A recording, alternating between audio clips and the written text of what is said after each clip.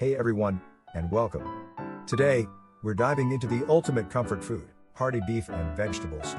This isn't just any stew, we're aiming for fall apart, tender beef and a glossy, flavorful sauce. Let's get started. First things first, the beef. The best cuts for stew are ones that benefit from long, slow cooking, breaking down tough fibers into melt-in-your-mouth goodness. Think chuck roast, or even a shoulder cut. These cuts have great marbling, which adds richness and flavor as it renders during cooking. Avoid lean cuts, they'll dry out. Cut your beef into roughly 1.5 to 2 inch cubes. Next, the sear. This is where we build flavor. Heat up some oil in a heavy-bottomed pot or Dutch oven over medium-high heat. We're not just browning the beef, we're aiming for a deep, rich sear on each piece. This creates the fond, those delicious, caramelized bits stuck to the bottom of the pot. Work in batches, don't overcrowd the pot, or the beef will steam instead of sear. Sear for about 2 to 3 minutes per side, until nicely browned. Remove the beef and set it aside. Now, for the magic deglazing.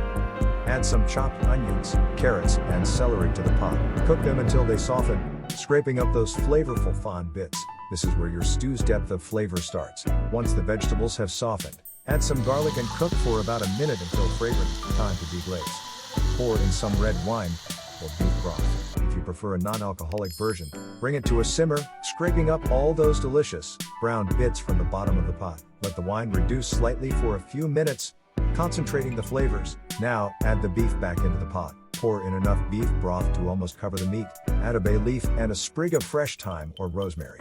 Bring the stew to a simmer. Time for the vegetables. Choose vegetables that hold their shape during cooking. Carrots, potatoes, parsnips, and even sweet potatoes are great choices. Cut them into roughly 1-inch chunks. Add them to the stew about an hour before the end of the cooking time. This will prevent them from turning to mush. Cover the pot and transfer it to a preheated oven at 325 F160C for about 2.5 to 3 hours, or until the beef is fork tender. Alternatively, you can keep the stew simmering on the stovetop over low heat, but be sure to keep an eye on it and stir occasionally. As the stew simmers, the time and temperature work their magic.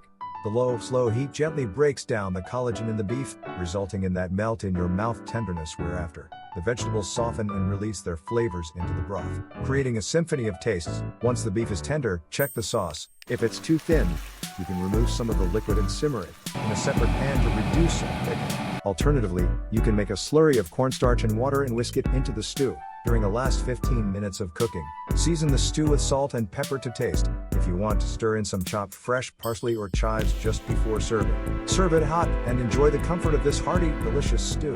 And that's it. Your hearty beef and vegetable stew is ready. Enjoy.